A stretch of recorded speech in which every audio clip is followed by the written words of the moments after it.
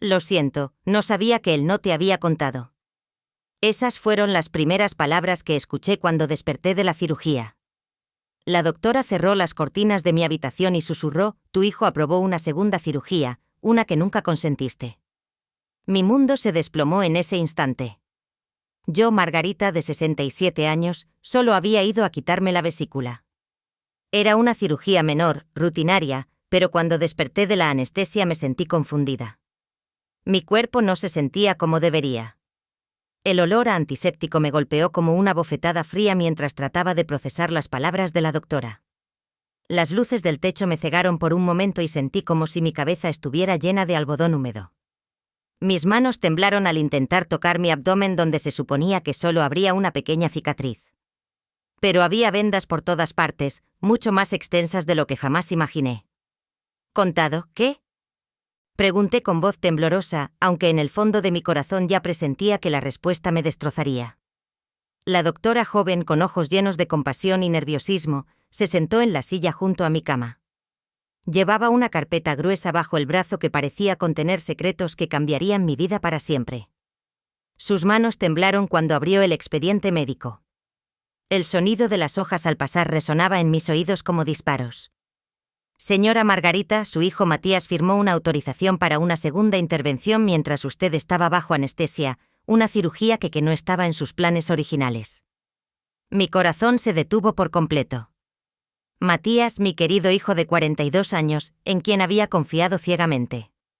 El mismo que me había acompañado esa mañana temprano con su sonrisa tranquilizadora, diciéndome que todo saldría perfectamente. El que me había prometido que estaría esperándome cuando despertara.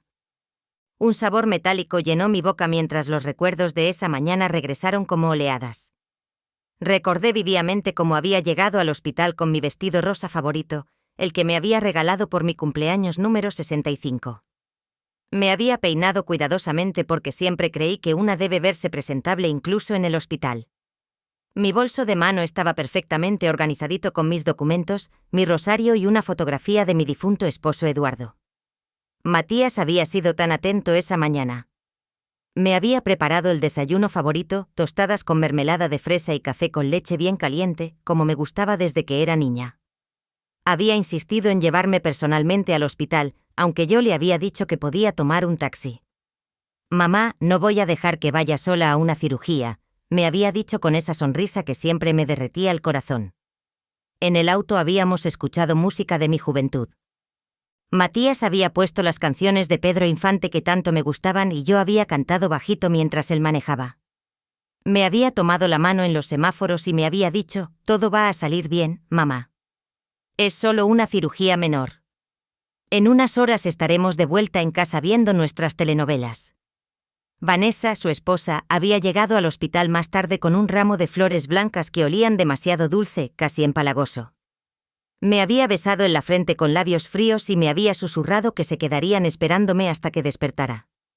Sus ojos verdes habían brillado de una manera extraña cuando me dijo: no te preocupes por nada, suegrita. Matías y yo nos encargaremos de todo. Ahora esas palabras resonaban en mi mente con un significado completamente diferente. Me encargaremos de todo. ¿Qué había querido decir realmente? ¿Qué tipo de cirugía? Logré articular mientras las lágrimas comenzaron a nublar mi vista. Mi voz sonaba rota, como la de una mujer que acababa de descubrir la peor traición de su vida. La doctora respiró profundo antes de responder, como si estuviera reuniendo valor para decir algo terrible. Sus dedos jugaron nerviosamente con el bolígrafo mientras evitaba mi mirada. Una intervención neurológica menor. Su hijo alegó que usted había estado mostrando signos de confusión mental y que había conversado previamente con otros médicos sobre la necesidad de evaluar ciertas estructuras cerebrales para descartar el inicio de demencia senil. Las palabras cayeron sobre mí como piedras filosas. Confusión mental, demencia senil, evaluación cerebral. Todo comenzó a tener un sentido horrible y retorcido. Mi mente, aún nublada por los efectos de la anestesia, luchaba por comprender la magnitud de lo que estaba escuchando. Pero yo no tengo problemas de memoria, susurré sintiendo como mi voz se quebraba. Yo manejo mis finanzas, cocino, leo mis libros, hablo con mis amigas por teléfono. No entiendo por qué. La doctora asintió con tristeza. Señora Margarita, según los documentos que su hijo presentó, usted habría estado olvidando conversaciones importantes, perdiendo objetos, teniendo episodios de desorientación. Incluso presentó un informe de un geriatra privado que supuestamente la había evaluado el mes pasado. Mi sangre se heló. Jamás había visitado a ningún geriatra. Jamás había tenido conversaciones sobre mi salud mental con Matías. Todo lo que esa doctora estaba describiendo era una completa mentira, una fabricación elaborada que mi propio hijo había construido mientras yo confiaba en él ciegamente. Eso es imposible, murmuré. Pero mi voz sonaba débil incluso para mí misma. Yo nunca he visitado a ningún geriatra. Nunca he tenido problemas de memoria. Matías me está mintiendo. La doctora cerró los ojos por un momento como si el peso de la situación fuera demasiado para ella también. Cuando los abrió, vi una mezcla de compasión y algo que parecía culpa profesional. Señora Margarita, yo solo soy residente. No tuve participación en la decisión de realizar la segunda cirugía. Cuando llegué a mi turno esta mañana, ambas intervenciones ya habían sido completadas. Pero cuando leí su expediente y vi las circunstancias, su voz se quebró ligeramente. Sentí que tenía que decírselo. No me parecía correcto que despertara sin saber qué había pasado realmente. Las lágrimas comenzaron a rodar por mis mejillas. Esta joven doctora, una completa extraña, había mostrado más honestidad y compasión hacia mí que mi propio hijo. El dolor en mi pecho no era solo físico, era como si alguien hubiera agarrado mi corazón con las manos y lo estuviera exprimiendo hasta romperlo en pedazos. ¿Dónde está él ahora?, pregunté, sintiendo cómo la traición se convertía lentamente en una rabia que nunca había experimentado antes. ¿Dónde está Matías? Salió hace unas horas. Dijo que tenía que resolver algunos asuntos importantes y que regresaría la tarde para llevarla a casa. La doctora hizo una pausa. También mencionó algo sobre hablar con trabajadores sociales sobre opciones de cuidado a largo plazo para usted. El mundo se tambaleó a mi alrededor. Opciones de cuidado a largo plazo. Las palabras resonaron en mi cabeza como campanas funerarias. Todo estaba empezando a encajar de una manera grotesca y aterradora. La cirugía neurológica no autorizada, los falsos informes médicos, las evaluaciones inexistentes de demencia senil y ahora trabajadores sociales evaluando opciones de cuidado. Mi hijo no solo me había traicionado, mi hijo estaba tratando de declararme mentalmente incapaz. Doctora, dije con una voz que sorprendentemente sonaba más firme de lo que me sentía por dentro. Necesito ver todos los documentos que Matías presentó. Necesito saber exactamente qué firmó y qué autorizó en mi nombre. Ella vaciló mirando hacia la puerta como si temiera que alguien pudiera estar escuchando. Señora Margarita, no estoy segura de que pueda. Es mi cuerpo. Interrumpí y por primera vez en horas, mi voz tenía autoridad real. Es mi cerebro el que fue operado sin mi consentimiento. Tengo derecho a saber qué me hicieron y bajo qué pretextos. La doctora asintió lentamente y comenzó a sacar documentos de la carpeta. El sonido del papel crujiendo llenó la habitación como el susurro de secretos terribles siendo revelados. Cuando puso los primeros papeles frente a mí, mi corazón casi se detiene. La firma no era mía. En el documento de consentimiento para la cirugía neurológica había una firma que se parecía vagamente a la mía, pero que claramente no había salido de mi mano. Alguien había falsificado mi autorización. Doctora, susurré señalando la firma con un dedo tembloroso. Esta no es mi firma. Alguien falsificó mi consentimiento. Sus ojos se abrieron como platos. Se inclinó sobre el documento examinándolo cuidadosamente y luego comparó la firma con otras que estaban en mi expediente médico de años anteriores. Dios mío, murmuró. Tiene razón. Las firmas son completamente diferentes. La pendiente de las letras, la presión del bolígrafo, incluso el tamaño, todo es diferente. Un escalofrío recorrió todo mi cuerpo. No solo habían operado mi cerebro sin mi consentimiento, sino que habían falsificado documentos legales para hacerlo. Esto no era solo traición familiar, esto era un crimen. Hay más, continuó la doctora sacando otros papeles. Aquí está el supuesto informe del geriatra que evaluó su estado mental el mes pasado. Tomé el documento con manos temblorosas. El informe estaba lleno de observaciones detalladas sobre episodios de confusión que jamás habían ocurrido, conversaciones que nunca tuve, síntomas que nunca experimenté. Según este papel, yo había olvidado el nombre de mi difunto esposo durante una consulta. Me había perdido camino a casa desde el supermercado y había tenido múltiples episodios de agresividad inexplicable. Todo era mentira. Cada palabra, cada observación, cada diagnóstico preliminar era una fabricación completa, pero estaba tan bien redactado, tan profesionalmente presentado, que cualquier médico que lo leyera creería que efectivamente yo estaba desarrollando demencia senil. El doctor que supuestamente escribió este informe, dije leyendo el nombre al final del documento. ¿Lo conoce? La doctora negó con la cabeza. Doctor Rafael Mendoza. Nunca he oído hablar de él en este hospital y según la dirección que aparece aquí, su clínica está al otro lado de la ciudad. Algo en mi mente hizo clic. Rafael. Ese nombre me sonaba familiar, pero no podía ubicar de dónde. Cerré los ojos tratando de recordar y entonces me golpeó como un rayo. Rafael era el segundo nombre de Vanessa. Su hermano menor se llamaba Rafael y había estudiado algo relacionado con medicina, aunque nunca terminó la carrera. La última vez que Vanessa lo mencionó, había dicho que estaba trabajando en una clínica privada haciendo trabajo administrativo. Mi nuera, susurré sintiendo como las piezas del rompecabezas comenzaban a encajar. Su hermano se llama Rafael. Él escribió este informe falso. La conspiración era mucho más profunda de lo que había imaginado. No era solo Matías quien me había traicionado. Era Matías y Vanessa trabajando juntos, usando incluso a sus propios familiares para fabricar evidencia médica falsa. Habían planeado esto cuidadosamente, meticulosamente, durante semanas o tal vez meses. ¿Pero por qué? ¿Qué ganaban declarándome mentalmente incapaz? Y entonces recordé la conversación que había escuchado por casualidad hace 3 semanas. Yo había llegado temprano a casa de Matías para una cena familiar y los había oído hablar en la cocina.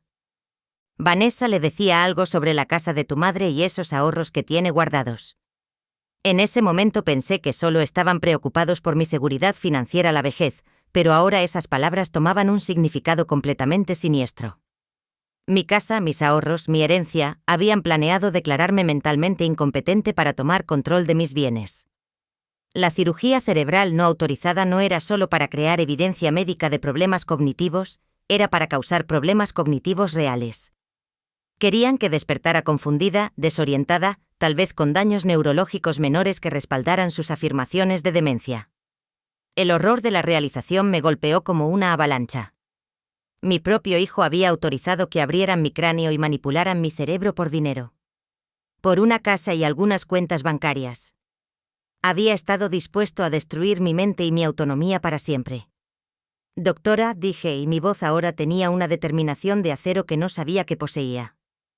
Necesito que documente todo esto. Necesito copias de todos estos documentos falsificados y necesito que me dé el alta médica ahora mismo. Señora Margarita. No puedo darle el alta inmediatamente, dijo la doctora con preocupación genuina. Usted acaba de pasar por 2 cirugías. Su cuerpo necesita tiempo para recuperarse y además hay protocolos. ¿Qué? Protocolos. La interrumpí sintiendo como la rabia se encendía en mi pecho como una hoguera. Los únicos protocolos que veo aquí son los que mi hijo y su esposa han violado para robarme mi vida. Si me quedo en este hospital un día más, van a regresar con más papeles falsos, más doctores comprados, más mentiras. La doctora se mordió el labio inferior, claramente dividida entre su deber médico y lo que sabía que era moralmente correcto. Sus ojos se desviaron hacia la puerta cerrada, como si temiera que alguien pudiera entrar en cualquier momento. «Doctora, ¿cómo se llama usted?», pregunté suavemente. «Doctora Patricia Herrera», respondió Patricia. «Usted tiene padres». Ella asintió lentamente. ¿Y si un día despertara en un hospital y descubriera que alguien había autorizado cirugías en su cerebro sin su conocimiento, con documentos falsificados, con el único propósito de robarle todo lo que ha trabajado durante su vida entera, se quedaría quieta esperando a que regresaran a terminar el trabajo? Los ojos de Patricia se llenaron de lágrimas. Pude ver el momento exacto en que su corazón de doctora se rindió ante su corazón de hija. «Está bien», susurró. «Pero tiene que prometerme que buscará atención médica si se siente mal». Las cirugías cerebrales, incluso las menores, pueden tener efectos secundarios impredecibles. Se lo prometo, dije tomando su mano entre las mías. Pero ahora necesito salir de aquí antes de que regresen. Patricia trabajó rápidamente preparando mi documentación de alta y haciendo copias de todos los documentos fraudulentos que Matías había presentado. Mientras tanto, yo traté de llamar a mi hermana Raquel desde el teléfono del hospital. Raquel era 5 años menor que yo, pero siempre había sido más feroz, más desconfiada del mundo. Si alguien podía ayudarme en este momento, era ella. Margarita, ¿qué haces llamándome desde el hospital?, respondió Raquel con voz preocupada. ¿No se suponía que ya debías estar en casa descansando? Raquel, dije y mi voz se quebró inmediatamente. Necesito que vengas por mí ahora y no le digas a nadie que estás viniendo, especialmente no a Matías. Hubo un silencio del otro lado de la línea. Raquel me conocía lo suficiente como para saber que yo jamás pediría algo así sin una razón muy grave. ¿Qué pasó, hermana? No puedo explicarte por teléfono. Solo ven, por favor. Y Raquel, trae a Antonio contigo. Antonio era el abogado que había manejado los asuntos legales de nuestros padres cuando murieron. Un hombre mayor confiable que conocía a nuestra familia desde hace décadas. Si lo que sospechaba era cierto, iba a necesitar representación legal inmediatamente. Estaré allí en 30 minutos, dijo Raquel sin hacer más preguntas. Eso es lo que más amaba de mi hermana menor. Cuando la familia estaba en peligro, actuaba primero y preguntaba después. Mientras esperaba, Patricia me ayudó a cambiarme de la bata del hospital a mi ropa. Mi vestido rosa estaba arrugado y manchado, pero era mío y ponerlo me hizo sentir como si estuviera reclamando una parte de mi identidad que había sido violada. Señora Margarita, dijo Patricia mientras me ayudaba a abrochar los botones. Hay algo más que debe saber. Cuando su hijo llenó los papeles para la cirugía adicional, también firmó algo llamado un poder de decisión médica temporal. Básicamente eso le da autoridad legal para tomar todas sus decisiones médicas mientras usted esté bajo cuidado hospitalario. Mi sangre se heló. ¿Qué significa eso exactamente? Significa que técnicamente él tiene el derecho legal de mantenerla internada aquí el tiempo que considere necesario para su recuperación y evaluación. Si él regresa y dice que usted no está lista para irse a casa, el hospital tendría que acatar su decisión. El horror de la situación se intensificó. No solo habían operado mi cerebro sin permiso, sino que habían creado una trampa legal para mantenerme prisionera en el hospital hasta que lograran sus objetivos. ¿Por cuánto tiempo es válido ese poder?, pregunté con voz temblorosa. Según el documento, hasta que usted sea evaluada por un comité de salud mental y declarada competente para tomar sus propias decisiones médicas, era una trampa perfecta. Con los documentos falsos que habían presentado sugiriendo demencia senil y con los efectos de la cirugía cerebral causando potencial confusión, sería casi imposible convencer a un comité de salud mental de que yo estaba completamente competente, especialmente si ese comité incluía al doctor Rafael Mendoza, el hermano de Vanessa, que había escrito el informe falso inicial. Patricia, dije agarrando su brazo con desesperación. Si mi hijo regresa antes de que llegue mi hermana, ¿usted me ayudaría? Diría que soy competente para tomar mis propias decisiones. Ella asintió firmemente. Por supuesto, y tengo todos estos documentos fotocopiados como evidencia de lo que realmente está pasando aquí. Justo en ese momento escuchamos voces familiares en el pasillo. Mi corazón se detuvo. Era la voz de Matías hablando con alguien más, probablemente una enfermera o un administrador del hospital. Sí, mi madre ha estado muy confundida últimamente, decía con esa voz preocupada que yo había creído genuina durante años. El doctor dijo que la cirugía adicional podría ayudar a diagnosticar el problema, pero creo que va a necesitar cuidado especializado después de esto. Patricia y yo nos miramos con pánico. Él había regresado antes de lo esperado y por el tono de su conversación ya estaba preparando el terreno para la siguiente fase de su plan. Tengo que salir de aquí, susurré. Patricia corrió hacia la ventana de mi habitación. Estábamos en el segundo piso, pero había una escalera de emergencia externa justo al lado. ¿Puede caminar?, preguntó urgentemente. Aunque me sentía débil y mareada, la adrenalina me estaba dando fuerzas que no sabía que tenía. Puedo intentar. Patricia abrió la ventana cuidadosamente. El aire fresco de la tarde me golpeó la cara y por un momento me sentí como una prisionera probando la libertad por primera vez en años. Señora Margarita, dijo Patricia poniendo las copias de todos los documentos en una bolsa de plástico. Tome esto. Es toda la evidencia que necesitará para probar lo que le hicieron. Y tome también mi número de teléfono. Si necesita que testifique sobre lo que encontramos hoy, lo haré. Las lágrimas corrieron por mis mejillas. Esta joven doctora, que me había conocido hace apenas unas horas, estaba arriesgando su carrera para ayudarme. Mientras tanto, el hijo que había criado y amado durante 42 años había estado planeando robarme mi dignidad, mi autonomía y mi futuro. Patricia, nunca podré agradecerle lo suficiente, dije tomando sus manos. Usted me devolvió mi vida. Usted se está devolviendo su propia vida, respondió. Yo solo le estoy dando las herramientas para luchar. Las voces en el pasillo se estaban acercando. Matías probablemente estaría en mi habitación en menos de un minuto. Con cuidado comencé a salir por la ventana hacia la escalera de emergencia. Cada paso me dolía, pero el dolor físico no era nada comparado con el dolor de la traición que cargaba en mi corazón. Mientras bajaba lentamente los escalones metálicos, pude escuchar a Matías entrando a mi habitación. ¿Dónde está mi madre?, gritó. Se fue, respondió Patricia con una calma admirable. Firmó su propia alta y se marchó. Eso es imposible. Ella no puede tomar esas decisiones. Está mentalmente incapacitada. Señor, su madre estaba perfectamente lúcida cuando se fue. Más lúcida de lo que usted quisiera que estuviera. Cuando llegué al estacionamiento, mis piernas temblaban como hojas en el viento. Cada paso me recordaba que acababa de escapar literalmente por la ventana de un hospital después de 2 cirugías, pero la adrenalina y la rabia me mantenían en pie. Me escondí detrás de unos autos esperando ver el carro de Raquel mientras mi corazón latía tan fuerte que pensé que todo el mundo podía escucharlo. A los pocos minutos vi el viejo Buick verde de mi hermana entrando al estacionamiento. Raquel siempre había tenido un sexto sentido para las emergencias familiares. Incluso trajo a Antonio como le había pedido. El abogado bajó del auto con su maletín negro y esa expresión seria que había perfeccionado durante décadas de resolver problemas legales complicados. Raquel, grité en voz baja, saliendo de mi escondite. Mi hermana corrió hacia mí y me envolvió en un abrazo que casi me hace colapsar. Su cabello gris olía ese champú de manzanilla que usaba desde que éramos jóvenes y por un momento me sentí como si fuéramos niñas otra vez, protegiéndonos mutuamente del mundo. Margarita, te ves terrible, dijo alejándose para examinar mi cara. ¿Qué diablos está pasando aquí? Necesitamos irnos antes de que Matías baje, dije urgentemente. Te explico todo en el auto. Antonio se acercó con esa calma profesional que lo caracterizaba.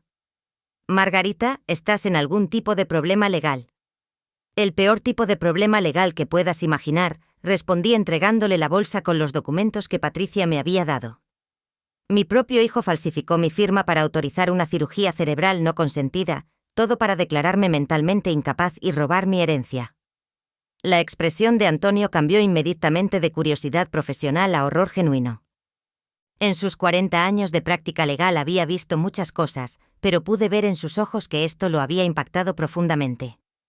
Nos subimos rápidamente al auto de Raquel. Mientras ella manejaba hacia su casa, yo les conté toda la historia desde el principio. Les mostré los documentos falsificados. Les expliqué sobre el doctor Rafael Mendoza, que probablemente era el hermano de Vanessa. Les describí cómo había despertado sin saber que habían operado mi cerebro. Raquel tuvo que parar el auto 2 veces porque estaba temblando de rabia. Ese maldito, murmuró entre dientes. Siempre supe que había algo raro en Vanessa, pero nunca pensé que Matías sería capaz de algo así. Antonio examinó cada documento cuidadosamente, haciendo anotaciones en un bloc amarillo. Cuando terminé mi relato, él cerró la carpeta y me miró con una seriedad que me heló la sangre. Margarita, esto no es solo traición familiar, esto es conspiración criminal, falsificación de documentos, agresión médica no consentida y posiblemente intento de fraude de ancianos. Estamos hablando de cargos que podrían llevar a Matías y Vanessa a prisión por años. Las palabras se sintieron surrealistas. Prisen, mi hijo en prisión. Hace 24 horas, yo era una madre orgullosa que se preparaba para una cirugía menor con el apoyo de su familia amorosa. Ahora era una víctima de un crimen elaborado, perpetrado por las mismas personas en quienes más confiaba. Pero primero, continúa Antonio, necesitamos asegurar tu seguridad legal inmediata. Con ese poder de decisión médica temporal que firmó Matías, él puede tratar de hacer que te internen involuntariamente. Podría llamar a la policía y decir que eres un peligro para ti misma debido a tu demencia. ¿Puede hacer eso?, pregunté horrorizada con los documentos falsificados que presentó. Sí, al menos temporalmente hasta que podamos demostrar que son fraudulentos. Necesitamos moverte a un lugar seguro y comenzar a construir tu defensa inmediatamente. Raquel estacionó frente a su casa una pequeña pero acogedora propiedad que había comprado después de su divorcio. Siempre había sido más independiente que yo, más desconfiada de depender de otros. Ahora envidiaba esa independencia. «Te quedas aquí conmigo», declaró Raquel mientras abría la puerta principal. «Y el primero que trate de sacarte de mi casa se las va a ver conmigo». Esa noche, sentadas en la cocina de Raquel con tazas de té caliente, finalmente pude procesar completamente lo que había pasado. Antonio había regresado a su oficina para comenzar a investigar el verdadero doctor Rafael Mendoza y preparar una estrategia legal, pero había dejado claro que la situación era grave. «Margarita», dijo Raquel tomando mi mano sobre la mesa. «Hay algo que nunca te dije porque no quería crear problemas familiares». La miré expectante. Hace como meses, Matías me llamó preguntando sobre el testamento de mamá y papá.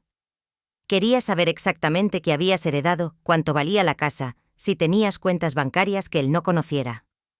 Cuando le pregunté por qué quería saber, me dijo que estaba preocupado por tu seguridad financiera en la vejez. Mi estómago se encogió. ¿Qué le dijiste? Le dije que eso no era asunto suyo, que si tenía preocupaciones debía hablar contigo directamente. Pero Margarita, la forma en que preguntaba no sonaba como preocupación filial, sonaba como alguien haciendo un inventario. Las piezas siguieron encajando en el rompecabezas horrible que era mi nueva realidad. Matías había estado planeando esto durante meses. La cirugía de vesícula probablemente había sido solo una oportunidad perfecta para ejecutar un plan que ya tenía completamente desarrollado. «Hay más», continuó Raquel. «La semana pasada Vanessa vino a visitarme. Nunca había hecho eso antes.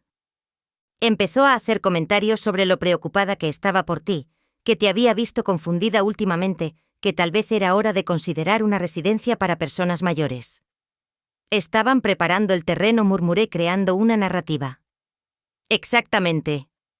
Y cuando le dije que yo te había visto perfectamente bien, Vanessa me dijo que tal vez yo no estaba viendo las señales porque también estaba llegando a esa edad. La muy cínica me estaba sugiriendo que yo también podría estar desarrollando demencia». La audacia del plan me quitó el aliento. No solo habían atacado mi competencia mental, sino que habían tratado de aislar de mi hermana, mi único apoyo familiar confiable, sugiriendo que ella tampoco era confiable debido a su edad. Esa noche dormí poco. Cada ruido me hacía saltar, pensando que Matías había encontrado dónde estaba y venía con autoridades para llevarme de vuelta al hospital. Pero también había algo más que me mantenía despierta, una rabia fría y determinada que nunca había sentido antes en mi vida. Durante 67 años había sido la mujer que mantenía la paz, que evitaba conflictos, que ponía las necesidades de su familia antes que las suyas propias. Había criado a Matías con amor incondicional. Lo había apoyado en cada decisión. Había aceptado a Vanessa la familia, incluso cuando mi instinto me decía que algo no estaba bien con ella. Pero esa Margarita había muerto en esa cama de hospital cuando desperté y descubrí la traición. La mujer que ahora yacía en la cama de invitados de Raquel era diferente. Era una mujer que había sido empujada más allá de su límite y que ahora entendía que la bondad sin límites podía ser una debilidad peligrosa. A la mañana siguiente Antonio llegó temprano con noticias. Había investigado al doctor Rafael Mendoza y confirmado nuestras sospechas. «No existe», anunció sentándose en la mesa de la cocina con una carpeta llena de documentos. «He buscado en todos los registros médicos estatales, colegios profesionales, directorios de especialistas. No hay ningún doctor Rafael Mendoza con las credenciales descritas en ese informe. Entonces, definitivamente es el hermano de Vanessa». Dije: «Más que eso. He investigado a Rafael Herrera, que es el nombre real del hermano de Vanessa. Tiene antecedentes por falsificación de documentos y fue expulsado de la escuela de medicina hace 10 años por conducta académica deshonesta. La conspiración era aún más profunda de lo que había imaginado. No solo habían usado a un familiar para crear documentos falsos, sino que habían usado específicamente a alguien con experiencia en fraude para hacerlo. Tenemos suficiente evidencia para presentar cargos criminales, continuó Antonio. Pero Margarita, también tengo malas noticias. Matías presentó una petición de emergencia ante el tribunal esta mañana para que seas evaluada mentalmente y puesta bajo custodia protectiva. Mi corazón se hundió. ¿Qué significa eso? Significa que tenemos una audiencia judicial en 3 días. Si el juez determina que eres mentalmente incompetente basándose en los documentos que Matías presentó, te pondrán bajo tutela legal. Perderás el derecho a tomar tus propias decisiones financieras, médicas y personales. 3 días, repetí, sintiendo como el pánico me subía por la garganta como agua helada. Solo 3 días para demostrar que no estoy loca. Antonio asintió gravemente. El tribunal trata estos casos como emergencias cuando hay supuesta evidencia de deterioro mental rápido. Matías presentó una declaración jurada diciendo que después de la cirugía estás mostrando signos de paranoia severa, que escapaste del hospital sin autorización médica y que ahora estás haciendo acusaciones irracionales contra tu propia familia. Pero tenemos los documentos falsificados, exclamé sintiendo como la injusticia me quemaba por dentro. Tenemos prueba de que todo es mentira. Lo sé y vamos a presentar toda esa evidencia. Pero Margarita, necesitas entender algo. El sistema legal está diseñado para proteger a los ancianos de abuso, pero también está diseñado para protegerlos de sí mismos cuando hay evidencia de demencia. Los jueces tienden a ser muy conservadores en estos casos. Si hay duda, prefieren errar del lado de la protección. Raquel golpeó la mesa con su puño. Esto es mi hermana está más lúcida que la mitad de los políticos en el gobierno y van a tratarla como si fuera una niña perdida. El problema, continúa Antonio, es que Matías ha sido muy inteligente. No solo presentó documentos médicos falsos, sino que también ha conseguido declaraciones de testigos que aparentemente han observado tu comportamiento errático. ¿Qué testigos?, pregunté con voz temblorosa. Antonio consultó sus notas. Vanessa, por supuesto, pero también alguien llamado Lidia Fernández, que dice ser tu vecina y que ha notado que has estado actuando de manera extraña últimamente. Mi sangre se heló. Lidia Fernández era efectivamente mi vecina, pero vivía a 3 casas de distancia y apenas cruzábamos más que saludos educados cuando nos encontrábamos en el supermercado. No tenía idea de cómo Matías había logrado que ella firmara una declaración sobre mi comportamiento. ¿Qué dice exactamente esa declaración?, pregunté. Que te ha visto salir de tu casa en ropa interior en varias ocasiones, que has estado hablando sola en el jardín, que una vez la confundiste con tu hermana fallecida Carmen y trataste de invitarla a entrar para tomar té. Cada acusación era una apuñalada.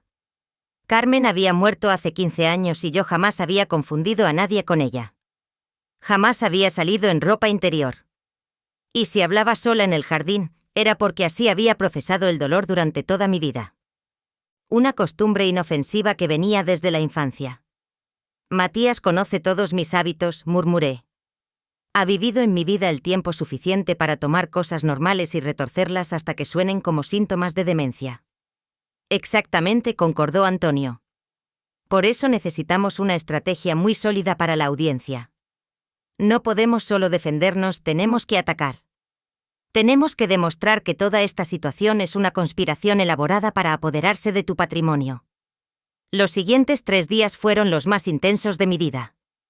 Antonio trabajó día y noche preparando nuestro caso. Contactó a Patricia Herrera, la doctora residente que me había ayudado a escapar del hospital, y ella aceptó testificar sobre las irregularidades en los documentos médicos y la naturaleza no autorizada de la cirugía cerebral.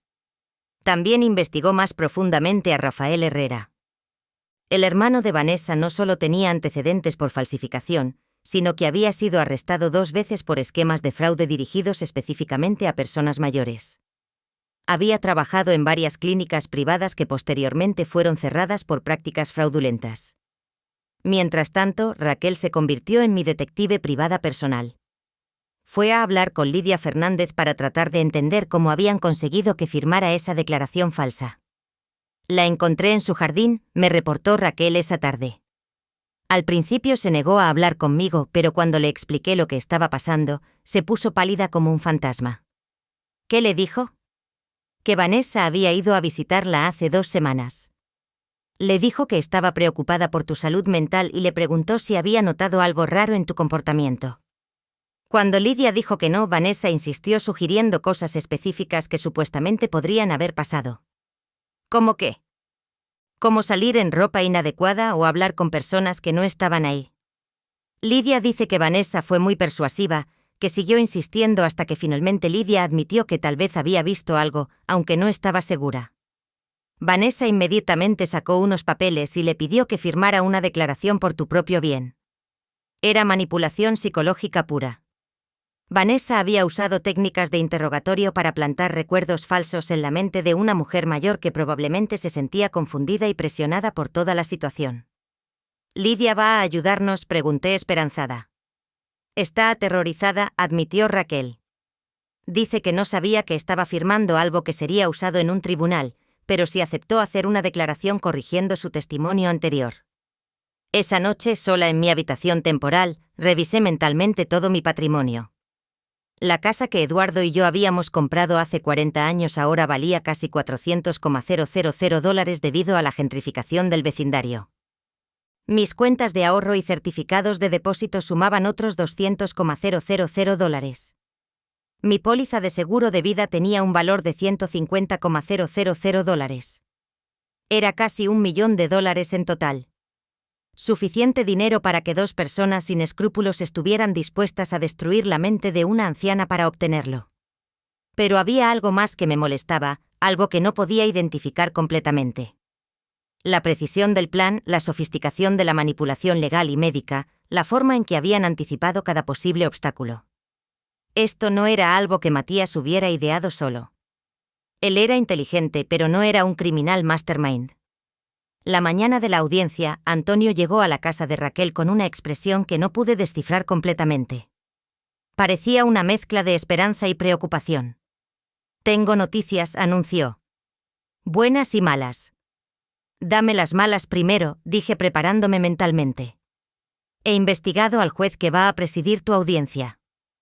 Juez Morrison tiene reputación de ser muy conservador en casos de competencia mental de ancianos. En los últimos 5 años ha fallado a favor de la tutela protectiva en el 85% de los casos que ha visto. Mi corazón se hundió y las buenas noticias. He encontrado algo más sobre esta conspiración que podría cambiar todo. Dijo Antonio abriendo su maletín. ¿Recuerdas que mencioné que Rafael Herrera había trabajado en varias clínicas que fueron cerradas por fraude? Asentí.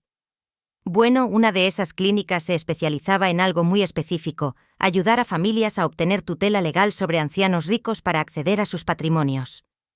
Tenían todo un sistema, doctores falsos, informes médicos fabricados, testigos entrenados para dar testimonios convincentes sobre deterioro mental. La habitación comenzó a girar a mi alrededor. ¿Estás diciendo que esto es parte de una operación más grande? Estoy diciendo que tu hijo y tu nuera posiblemente contrataron los servicios de una red criminal organizada que se especializa en este tipo de fraude. Y si eso es cierto, entonces no eres su primera víctima. Antonio puso una carpeta gruesa sobre la mesa. He encontrado registros de al menos 12 casos similares en los últimos 3 años. Ancianos sanos y mentalmente competentes que de repente fueron declarados incapaces después de cirugías menores que resultaron en procedimientos cerebrales no autorizados.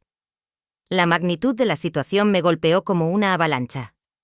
No era solo víctima de la traición de mi familia, era víctima de una operación criminal sofisticada que había perfeccionado el arte de robar la autonomía y el patrimonio de personas mayores. Antonio, dije con voz temblorosa, si esto es tan grande como parece, realmente tenemos posibilidades de ganar hoy. Él me miró directamente a los ojos. Margarita, vamos a hacer más que ganar. Vamos a exponer toda esta red criminal y asegurar que nunca más puedan hacer esto a otra familia. El tribunal estaba más lleno de lo que había esperado. Además de Matías y Vanessa, que estaban sentados del otro lado de la sala con su abogado, había varias personas que no reconocí. Antonio me explicó en voz baja que algunos eran reporteros de periódicos locales, ya que había filtrado información sobre el caso para crear presión pública. La publicidad nos ayuda, murmuró los jueces. No quieren aparecer en los periódicos como cómplices de fraude de ancianos. Cuando el juez Morrison entró, mi corazón casi se detiene. Era un hombre mayor de cabello blanco y expresión severa que inmediatamente me recordó a mi difunto padre cuando estaba enojado. Sus ojos parecían evaluar todo en la habitación con una precisión quirúrgica. Este es el caso de Matías Herrera contra Margarita Herrera, anunció el secretario del tribunal. Petición de tutela de emergencia debido a incompetencia mental. El abogado de Matías, un hombre elegante de traje gris que parecía haber salido de una película de Hollywood, se levantó primero. Su presentación fue devastadoramente efectiva. Habló sobre mi supuesto deterioro mental con una convicción que casi me hizo dudar de mi propia cordura. Su señoría, dijo con voz grave y preocupada. Estamos aquí hoy porque una familia amorosa está tratando desesperadamente de proteger a su matriarca de los peligros de una demencia rápidamente progresiva. La señora Margarita Herrera, de 67 años, ha mostrado signos alarmantes de deterioro cognitivo en las últimas semanas. Presentó el informe falsificado del doctor Rafael Mendoza como si fuera el Evangelio. Leyó cada síntoma inventado con una seriedad que me hizo sentir náuseas. Paranoia, episodios de agresividad, pérdida de memoria a corto plazo, desorientación temporal y espacial. Más preocupante aún, continuó el abogado. Después de una cirugía médica rutinaria, la señora Herrera escapó del hospital contra el consejo médico, poniendo su vida en peligro. Ahora está haciendo acusaciones irracionales contra su propia familia, alegando conspiraciones elaboradas que claramente son producto de una mente afectada por la demencia. Cuando Matías tomó el estrado para testificar, casi no pude reconocer al hombre que había criado. Su actuación fue perfecta. Lágrimas genuinas corrían por sus mejillas mientras describía lo doloroso que era ver a su querida madre perderse la confusión mental. Es la mujer más fuerte que he conocido, dijo con voz quebrada. Me crió sola después de que mi padre murió. Trabajó 2 empleos para darme una educación. Siempre fue mi heroína. Verla así es desgarrador. Sus lágrimas parecían tan reales que por un momento dudé de mí misma. Era posible que realmente estuviera confundida, que toda esta situación fuera producto de algún daño cerebral causado por la cirugía. Pero entonces Vanessa tomó el estrado y su actuación fue ligeramente menos convincente. Había algo en sus ojos, una frialdad calculada que se filtraba a través de su máscara de nuera preocupada. Margarita siempre ha sido una mujer independiente, declaró Vanessa, pero en los últimos meses la hemos visto cambiar. Olvida conversaciones que acabamos de tener. Una vez me confundió con su hermana muerta. La encontramos en el jardín a las 3 de la mañana, completamente desorientada. Cada mentira era como un clavo en mi ataúd. El juez Morrison tomaba notas cuidadosamente y su expresión se volvía más grave con cada testimonio. Cuando Lidia Fernández testificó por teléfono desde su casa, confirmando las supuestas observaciones de comportamiento errático, sentí como si el suelo se estuviera abriendo bajo mis pies. Aunque Raquel había hablado con ella y Lidia había prometido decir la verdad, ahora parecía aterrorizada y solo confirmó su declaración original. Sí, su señoría, dijo con voz temblorosa. He visto comportamientos preocupantes. Margarita parecía confundida.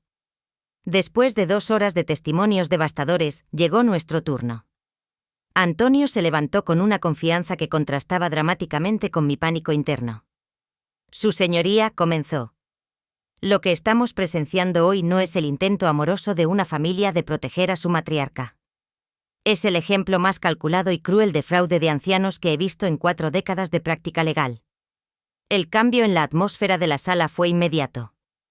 Los reporteros se inclinaron hacia adelante. El juez Morrison levantó las cejas. Matías y Vanessa intercambiaron miradas nerviosas. Los documentos médicos presentados por el peticionario no solo son falsificados, continúa Antonio, sino que fueron creados por un individuo con antecedentes penales por fraude que ha participado en una red criminal que se especializa en robar el patrimonio de ancianos a través de declaraciones fraudulentas de incompetencia mental. Antonio presentó metódicamente cada pieza de evidencia, los documentos falsificados, los antecedentes criminales de Rafael Herrera, el análisis de escritura que confirmaba que mi firma había sido falsificada, los registros de la red criminal de clínicas de fraude, pero el momento más dramático llegó cuando Patricia Herrera tomó el estrado. La joven doctora estaba claramente nerviosa, pero su testimonio fue devastador. Su señoría, dijo con voz clara. Cuando desperté de mi turno y revisé el caso de la señora Herrera, inmediatamente noté irregularidades graves. Una cirugía cerebral había sido autorizada y realizada sin el consentimiento de la paciente, basándose únicamente en documentos que ahora sabemos que son falsos. El juez Morrison se inclinó hacia adelante.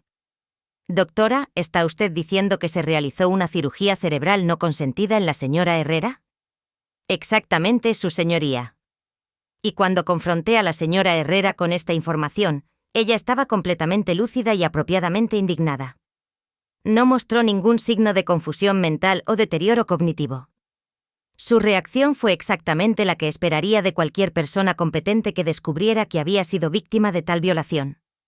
Y en su opinión médica profesional muestra la señora Herrera signos de demencia o incompetencia mental. Absolutamente no, su señoría. La señora Herrera está completamente competente mentalmente. Los síntomas descritos en los informes presentados por su hijo no corresponden en absoluto con mi observación directa de la paciente. Cuando llegó mi turno de testificar, me levanté con las piernas temblando, pero con la mente más clara de lo que había estado en días. Antonio me había preparado, pero sabía que este momento definiría el resto de mi vida. Su señoría, comencé. Hace una semana yo era una madre orgullosa que confiaba completamente en su hijo. Fui al hospital para una cirugía menor de vesícula, creyendo que mi familia me amaba y me protegería. Mi voz se hizo más fuerte con cada palabra. Desperté para descubrir que el hijo al que había criado, al que había amado incondicionalmente durante 42 años, había autorizado que abrieran mi cráneo y manipularan mi cerebro sin mi consentimiento. Y no lo hizo por amor o preocupación médica. Lo hizo porque quiere robar mi casa, mis ahorros y mi dignidad. ¿Y cómo se siente usted sobre la petición de su hijo de que sea puesta bajo tutela?, preguntó Antonio. Me siento traicionada de la manera más profunda posible, respondí mirando directamente a Matías. Pero también me siento determinada a luchar, no solo por mí, sino por todos los ancianos que han sido víctimas de este tipo de fraude. Mi mente está perfectamente clara, su señoría, lo suficientemente clara para saber que mi hijo ya no es el hombre que crié y lo suficientemente clara para saber que merezco justicia. El contrainterrogatorio del abogado de Matías fue brutal, pero me mantuve firme. Trató de confundirme con preguntas complicadas sobre fechas y detalles, pero Antonio me había preparado bien. Respondí cada pregunta con precisión y confianza. Señora Herrera, dijo el abogado con voz condescendiente. No es posible que su paranoia sobre su familia sea exactamente el tipo de síntoma que indica deterioro mental. No es paranoia cuando tienes documentos falsificados como prueba, respondí firmemente. No es paranoia cuando tienes registros médicos que muestran cirugía cerebral no autorizada. No es paranoia cuando tienes evidencia de una red criminal, es supervivencia.